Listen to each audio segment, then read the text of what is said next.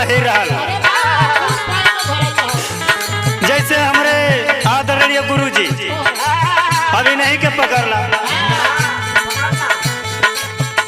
कोनो चीज से अवगुण नहीं खे, कुल गुण भरल बा। लेकिन कैसे कोनो मेहरारू कहले अपने मर्दे से छोड़ दे बागा जातारो,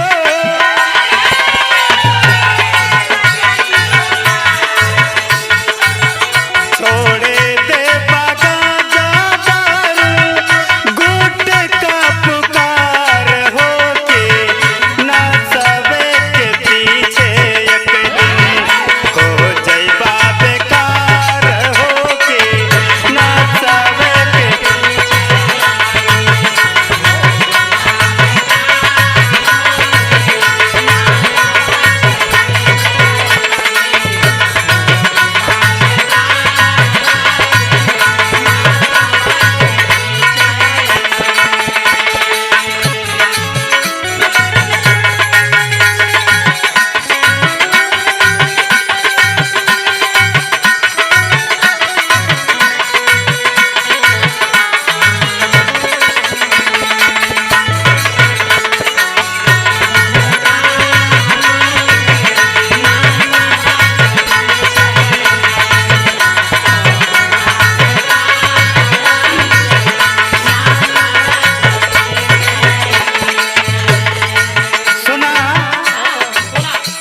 एक गांजा दारू और गुटखा पान बीड़ी सिगरेट ये देखते बाड़ू खुल्लम खुल्ला चलत बा।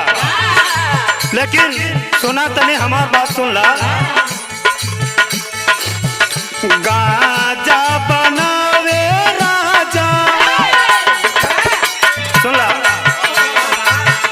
गांजा बनावे राजा, दारू पहलवान धनी, गुटखा पुकार बाटे, मर्द कसान धनी, गुटखा पुकार।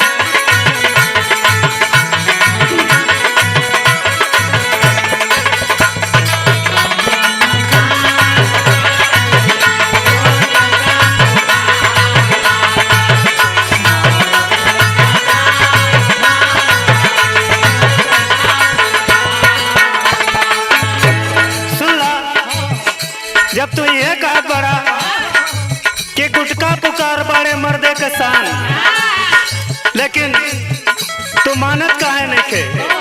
हमार बात तनी सुन ला, गांजा के पीछे कितना हो गए भिखारी,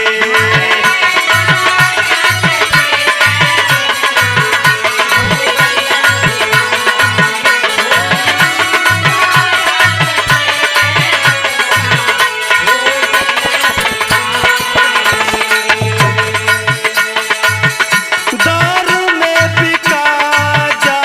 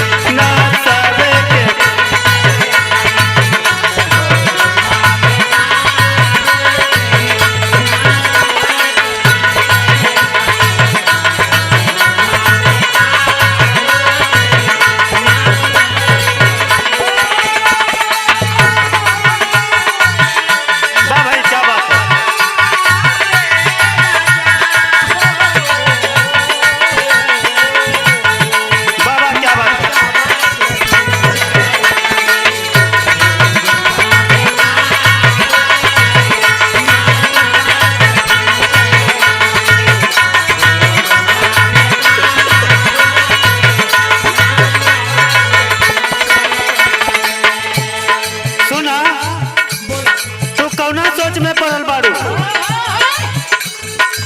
ऐसा ही ना होला, हमरा सब ध्यान बा, लेकिन कैसे? सुना हमार बात।